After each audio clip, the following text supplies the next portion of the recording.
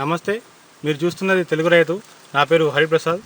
మనం ఈరోజు జనగాం జిల్లా రంగనాథపల్లి మండలంలోని గోవర్ధనగిరి గ్రామంలో ఉన్నాము. మనతో పాటు రైతు కట్ల రాజు గారు ఉన్నారు. మనం వారి బీరకాయ తోటలో ఉన్నాము. వారి యొక్క అనుభవాలను అడిగి తెలుసుకుందాం. వారు గత 6 సంవత్సరాల నుంచి పందిరిపైన బీర సాగు చేస్తున్నారు. వారిని అడిగి ఒకసారి వివరాలు కనుక్కుందాం. నమస్తే అండి. నమస్తే. నా పేరు కట్ల రాజు. మాది గోవర్ధనగిరి గ్రామం, రంగనాథపల్లి మండలం, జనగాం డిస్టిక్. నేను గత 6 సంవత్సరాల నుండి బీర, కాకర, తీగజాతి కూరగాయలు పండిస్తున్నాను. అయితే నేను ఇంతకుముందు ఒక ఫస్ట్ 2-3 సంవత్సరాల ముందు మాకు పందిరి కనీలు లేనప్పుడు కట్టెలు, నిలువు కట్టెలు వేసుకొని వైర్లతో పండించడం జరిగింది. అది ప్రతి క్రాప్ ఒకసారి తీసేయడం జరిగింది. మస్తు ఇబ్బందులు పడేది. పోయిన సంవత్సరం ఇదే టైంలో జనవరిలో నాబార్డ్ సంస్థ ద్వారా మాకు ఈ కనీలు ఇవ్వడం జరిగింది. ఈ కనీలు నాటుకున్న కాడ నుంచి ఇది మూడో క్రాప్ తీయడం జరుగుతుంది. దీనివల్ల మాకు బీరలో చాలా మంచి ఆదాయం అనిపిస్తుంది. ఇప్పటి వరకు నాకు ఈ 2 క్రాప్లలో 1,50,000 తీయడం జరిగింది. ఇది వెరైటీ VNR అనే ఆర్తి. ఈ బీర తోట అనేది ఇది కొందరు అనుకుంటారు కదంటే మీది 45 రోజుల ఆదాయం జల్దీ చేతికి వస్తా అనుకుంటారు. కానీ పొద్దున సాయంత్రం దీన్ని మనకు పసిపిల్లల లెక్క చూసుకోవాలండి మనం. ఎందుకంటే పొద్దున ఈవినింగ్ పండుగ కానీ ఇట్లా చిన్న ముడతలు కానీ ఏవైనా కానీ పొద్దున సాయంత్రం మన చిన్నపిల్లలకి చూసుకుంటేనే ఈ పంట మనకు చేతికి వచ్చి దీంట్లో వేస్తే ఎన్నో సమస్యలు ఉంటాయి. మనం పెట్టినామంటే మళ్ళీ రోజుకు 2 రోజులకు ఒకసారి చూసి ఏదో పండిందా లేదంటే అది కాదు. దీన్ని ప్రతి ఒక్క సస్య రక్షణ ప్రతి ఒక్కరు మంచిగా చూసుకోవాలి. పొద్దున సాయంత్రం చూస్తాం. మళ్ళీ మార్కెటింగ్ యాజమాన్యం మాకు ఇక్కడ గన్పూర్ దగ్గర ఉంది. అలాగే మేము కాకర వస్తాం నెక్స్ట్ వేయాలనుకుంటున్నాం. నెక్స్ట్ అక్కడ బుడ్మ పెట్టిన ఒక 1/2 ఎకరం, ఇప్పుడు నెక్స్ట్ ఇంకొక 1/2 ఎకరం బీర పెట్టడం జరిగింది. మాకు మాత్రం ఇప్పుడు గత 4 సంవత్సరాల నుండి ఈ బీర పంట లాభదాయకంగా అనిపిస్తుందండి. మీరు బీర తోటల్లో నీటి యాజమాన్యం కానీ కలుపు నివారణ చర్యలు కానీ ఏ విధంగా తీసుకున్నారు?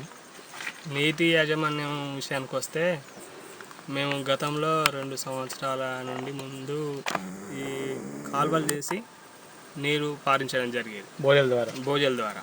దానివల్ల ఏమైందంటే ఒక ఫస్ట్ క్రాపింగ్ వచ్చే టైం వరకే మొత్తం గడ్డి పడు, దాని ద్వారా మొత్తం వేరే పురుగులు ఎక్కువ పడి అంతా వైరస్ రావడానికి చాలా ఇబ్బందులు పడేది. మళ్ళీ కూలీల ఖర్చు ఎక్కువ ఉండేది. మేము దాని ద్వారా ఏం చేసినాం, కొత్తగా కనీళ్ళు నాటిన తర్వాత ఈ కొత్త పద్ధతులు పాటించడం జరిగింది. మల్చింగ్ బెడ్లు బోజలు తయారు చేసుకొని ఎరువులు వేసుకొని ఫస్ట్ గడ్డి పడకుండా మల్చింగ్ సీటింగ్ వేసినాం. దాని తర్వాత దాంట్లో నీరు వాటర్ డ్రిప్ సిస్టమ్ ఏర్పాటు చేసుకోవడం జరిగింది. బోదలు వేసుకొని బోదల పైన డ్రిప్ వేసుకొని మల్చింగ్ విధానం ద్వారా మీరు కలుపు చర్యలు చేపట్టినాం. ఫస్ట్ మొలక 2 ఆకు దశలో ఉన్నప్పుడు మాత్రమే ఒక 2-3 గడ్డి పూసలు అవపడతాయి. అది తీసేసిన తర్వాత ఈ చెట్టు పైరు ఎదిగిన కొద్దీ అది ఇంకా పేపర్ మీద కప్పేసుకుంటుంది. కాబట్టి ఎలాంటి గడ్డి చేను అయిపోయేదాకా గడ్డి పడే ఛాన్స్ లేదు. నీటి యజమాని ఏమంటారా, డ్రిప్ ద్వారా ప్రతిరోజు ఉదయం కానీ సాయంత్రం కానీ. ఎన్ని గంటలు అందిస్తారు? ఒక 1/2 అవర్ అందిస్తారు, అయిపోతుంది. పొద్దున ఒక 1/2 గంట, సాయంత్రం ఒక 1/2 గంట అందిస్తారు. పొద్దున ఒక 1/2 అవర్, సాయంత్రం 1/2 గంట అందిస్తే సరిపోతుందండి. ఎందుకంటే మళ్ళీ ఈ సూర్యరశ్మి ద్వారా కానీ ఎలాంటి మల్చింగ్ ఉండడం వల్ల ఈ నిమ్మ అనేది పోకుండా వస్తుంది. ఎరువుల యాజమాన్యం ఏ విధంగా పాటిస్తున్నారు? ఏమేమి ఇస్తున్నారు? ఎరువులు అంటే ఫస్ట్ మనం భోజనాలు చేసుకుంటాం కాబట్టి దాంట్లో పశువుల ఎరువు వేసుకుంటాం. ఆఖరి దుక్కులో వేసుకొని భోజనాలు చేసుకుంటాం. దాంట్లో మళ్ళీ ఇది గ్రోమర్ కంపెనీ మామూలు ఎరువులు ఒక బస్తా రసాయన ఎరువులు వాడతారు. ఒక మామూలుగా ఎరువుతో మామూలుగా కలుపుకొని దాంట్లో వేసుకున్న తర్వాత బీర 4వ ఆకు దశలో గ్రోమర్ 2020 కానీ DAP కానీ ఫస్ట్ దశలో ఒకటి ఇవ్వడం జరుగుతుంది. మనకు బీరలో వచ్చే పురుగులు ఏ విధంగా ఏమేమి వస్తున్నాయి, వాటికి ఎలాంటి సస్యరక్షణ తీసుకుంటున్నారు మీరు? అయితే బీరలో వచ్చే మెయిన్ తెగులు తీగ దశలో పందిరికి ఎక్కే టైంలో ఈ వైరస్ పసుపు రంగు కలర్ వైరస్ ఉంటుంది. దానికి మనకి బ్లైటాక్స్, కాపరాక్స్ క్లోరైడ్ కానీ అలాంటిది రసాయనాలు మామూలే ఎక్కువ మేము వాడము. అదొక్క టైంలో ఇచ్చుకుంటాము. తద్వారా మేము ఈ పశువుల ఎరువు వీటితోనే చేను గ్రోతింగ్ వచ్చి బాగా పెరుగుతుంది.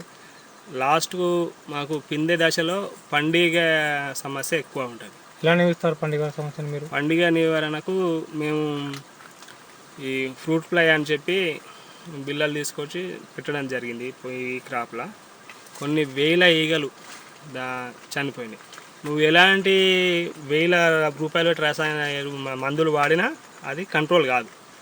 ఓన్లీ ఈ ట్రిప్స్ దీనివల్ల కానీ మన ఈ సార్ ఇంతకుముందు చెప్పినట్టుగా కళ్ళు మడ్డీలు కానీ ఇటువంటి మా పద్ధతులు పాటిస్తేనే అది కంట్రోల్ అవుతుంది. కానీ వేరే ఎన్ని రకాల రసాయన మందులు వాడినా దానికి అలా కాదు. మేము అలాంటి చేనులో చూడండి చాలా పెట్టేసినాం. పోయిన క్రాప్లో అయితే కొన్ని 1000 ఈగలని దాంతోనే కంట్రోల్ ఇస్తాం మేము ఎక్కువ. మీ యొక్క బీరకాయ మార్కెటింగ్ విధానం ఎక్కడ చేసుకుంటున్నారు? మీరు సొంతంగా చేసుకుంటారా, మీరే అమ్ముకుంటారా, లేకపోతే దగ్గరలో మార్కెట్లో అమ్ముకుంటారా? మేము బీరకాయ ప్రతిరోజు దినం తప్పినాం కటింగ్ కోతకు వస్తుందండి. దీంతో చేసిన తర్వాత సాయంత్రం ఇంటికి వెళ్ళి గన్పూర్ మార్కెట్ మాకు దగ్గర ఉంది. మేము రాత్రి 3 గంటలకు వెళ్ళిపోయి మార్కెట్లో మేమే హోల్సేల్గా అమ్మేస్తాం. కూర్చొని మేము మిగిలిన రైతులు అక్కడికి అది కోసుకున్న వ్యాపారులు వస్తారు. ఆడ మాకు ఎంత గంట చేపట్ల మార్కెటింగ్ బాగా సదుపాయం ఉంది మాకు గన్పూర్ మార్కెట్ దగ్గర. కానీ పందిరి మీద పాకించిన బీరకు కానీ ఎలాంటి తేడాలు ఉన్నాయంటారు? వాటికి వీటికి ఎలాంటి లాభ నష్టాలు ఉన్నాయంటారు? దిగుబడుల విషయంలో కానీ?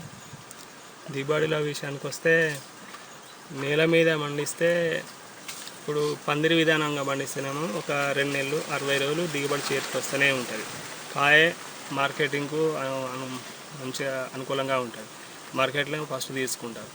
ఈ నేల మీద పండిస్తే ఏమవుతుందంటే ఒక క్రాప్ 2 క్రాపులనే చేను పండుబారిపోతుంది. దానికి గాలి వెళ్తురు దొక్కగా మనం తొక్కుతా ఉంటాం కాబట్టి తీగ అటేస్తాం కాబట్టి అది 2 క్రాపులు 3 క్రాపులు మాత్రమే అవుతుంది.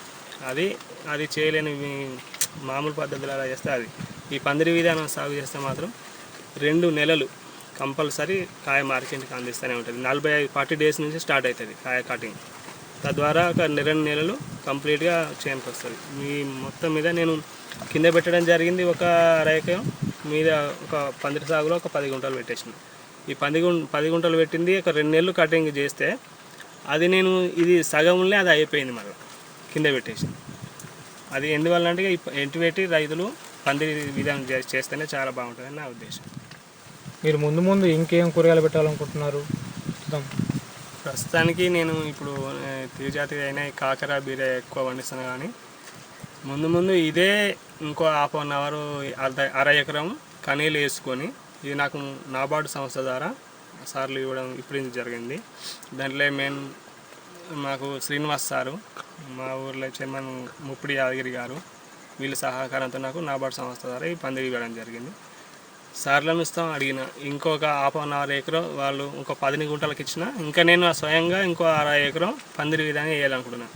నాకు వరి పత్తిలో దానికంటే నాకు ఈ కూరగాయలనే ఎక్కువ లాభదాయకంగా అనిపిస్తుంది. ఈ 2 సంవత్సరాల నుంచి నేను ఇప్పుడు 3 ఎకరాలు వరి కటింగ్ అవన్నీ పెట్టుబడులు మొదలుపెట్టిన కానీ మొన్న కోయడం జరిగింది వరి.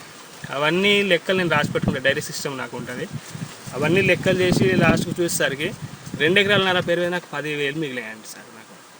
అదే ఈ 10 గుంటల బీరల ఒక 45-50 రోజులల్లో 70,000 తీసిన నేను 5,000 పెట్టుబడితో. అందుకే ఇదే ఉద్దేశంతో నేను ఇంకో ఎకరం పందిరి విధానం చేయాలనుకుంటున్నాను. మీ అమూల్యమైన సందేహాలను మాకు అందించినందుకు ధన్యవాదాలండి. థ్యాంక్స్.